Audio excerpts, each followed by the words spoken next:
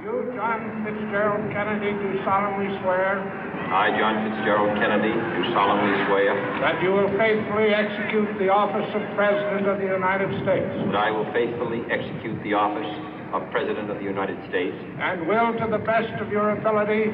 And will, to the best of my ability. Preserve, protect, and defend the Constitution of the United States. Preserve, protect, and defend the Constitution of the United States. So help you God. So help me God.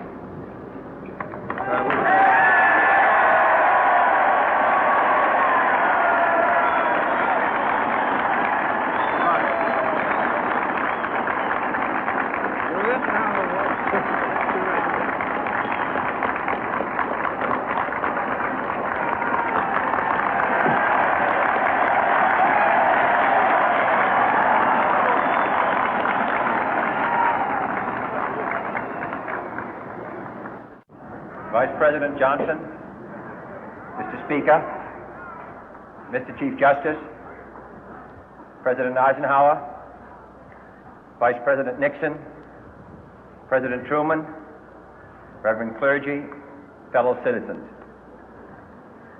We observe today not a victory of party, but a celebration of freedom, symbolizing an end as well as a beginning, signifying renewal as well as change. For I have sworn before you and Almighty God the same solemn oath our forebears prescribed nearly a century and 3/4 ago. The world is very different now, for man holds in his mortal hands the power to abolish all forms of human poverty and all forms of human life.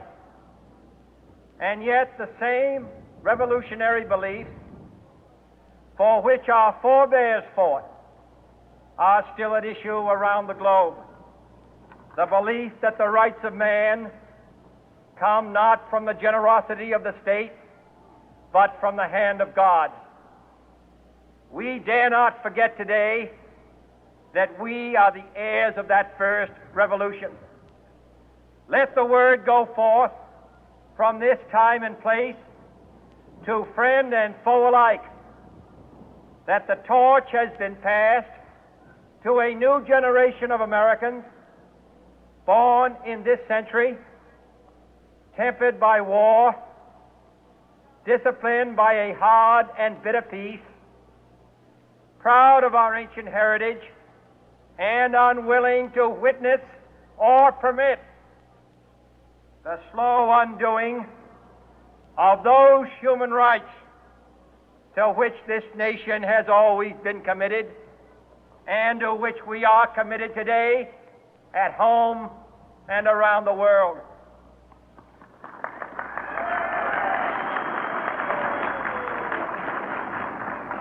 Let every nation know, whether it wishes us well or ill, that we shall pay any price, bear any burden, meet any hardship, support any friend, oppose any foe to assure the survival and the success of liberty.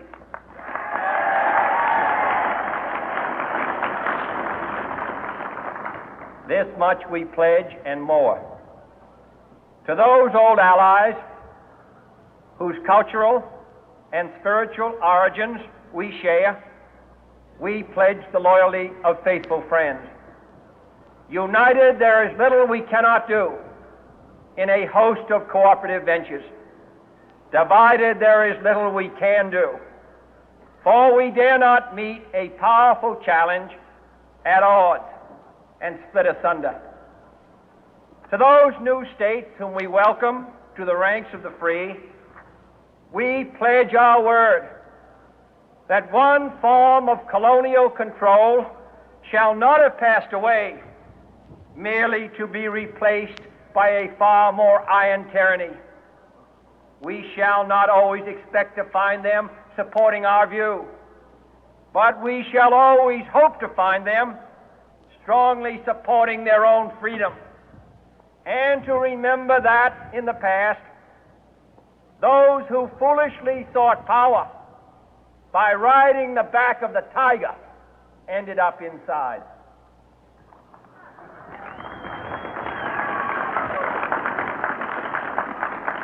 To those people in the huts and villages of half the globe struggling to break the bonds of mass misery, we pledge our best efforts to help them help themselves for whatever period is required, not because the communists may be doing it, not because we seek their votes, but because it is right. If a free society cannot help the many who are poor, it cannot save the few who are rich.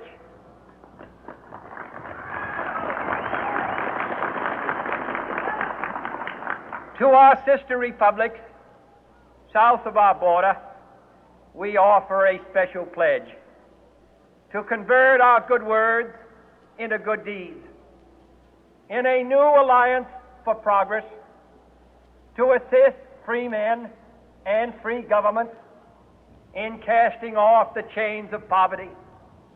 But this peaceful revolution of hope cannot become the prey of hostile powers.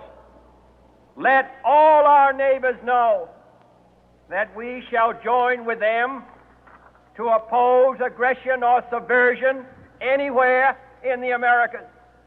And let every other power know that this hemisphere intends to remain the master of its own house.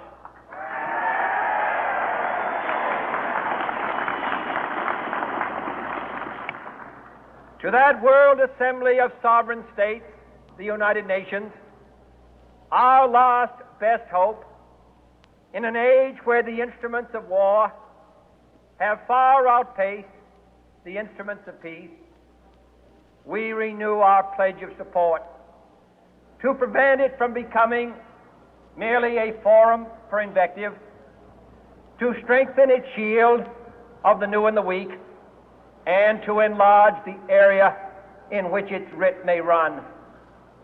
Finally, to those nations who would make themselves our adversary, we offer not a pledge, but a request that both sides begin anew the quest for peace. Before the dark powers of destruction, unleashed by science, engulf all humanity in planned or accidental self-destruction, we dare not tempt them with weakness, for only when our arms are sufficient beyond doubt can we be certain beyond doubt that they will never be employed. But neither can two great and powerful groups of nations take comfort from our present course, both sides overburdened by the cost of modern weapons, both rightly alarmed by the steady spread of the deadly atom, yet both racing to alter that uncertain balance of terror that stays the hand of mankind's final war. So let us begin anew, remembering on both sides that civility is not a sign of weakness, and sincerity is always subject to proof. Let us never negotiate out of fear, but let us never fear to negotiate.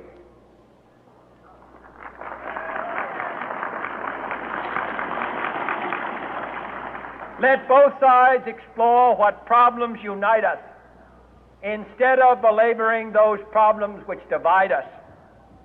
Let both sides, for the first time, formulate serious and precise proposals for the inspection and control of arms, and bring the absolute power to destroy other nations under the absolute control of all nations.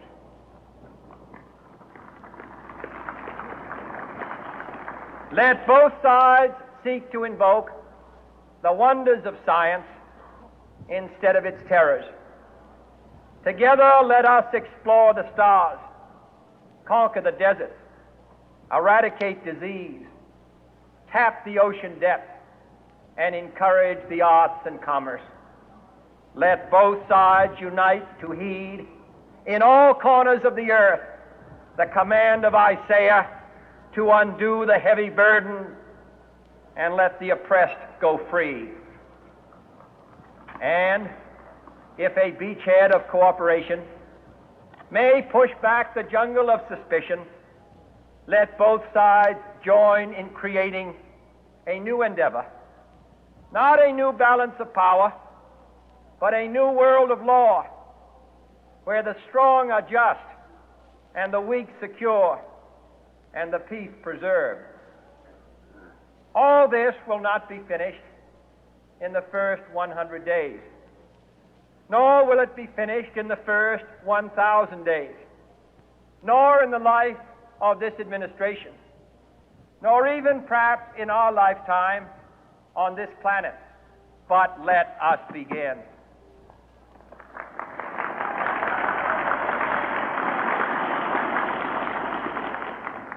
In your hands, my fellow citizens, more than mine, will rest the final success or failure of our course.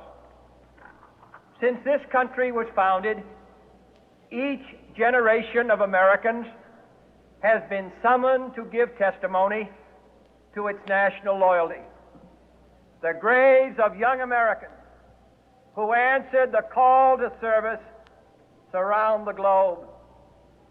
Now the trumpet summons us again, not as a call to bear arms, though arms we need, not as a call to battle, though in battle we are, but a call to bear the burden of a long twilight struggle, year in and year out, rejoicing in hope, patient in tribulation, a struggle against the common enemies of man, tyranny, poverty, disease, and war itself.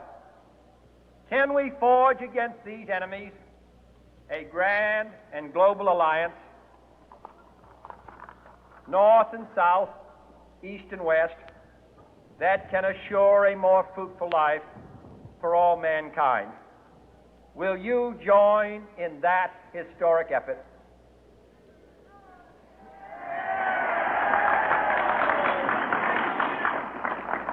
In the long history of the world, only a few generations have been granted the role of defending freedom in its hour of maximum danger. I do not shrink from this responsibility. I welcome it.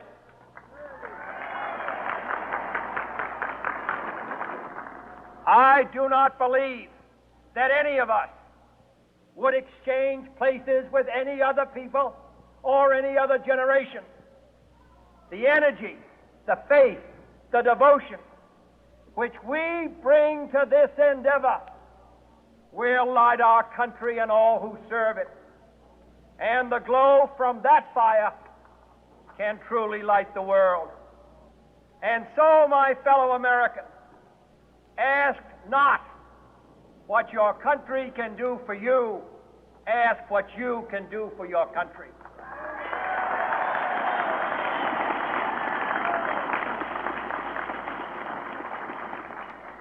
My fellow citizens of the world, ask not what America will do for you, but what together we can do for the freedom of man.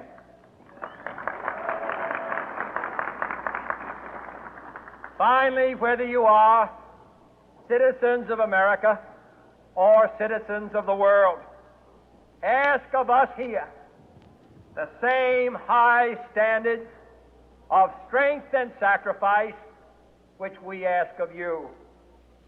With a good conscience, our only sure reward, with history the final judge of our deeds, let us go forth to lead the land we love, asking His blessing and His help, but knowing that here on earth, God's work must truly be our own.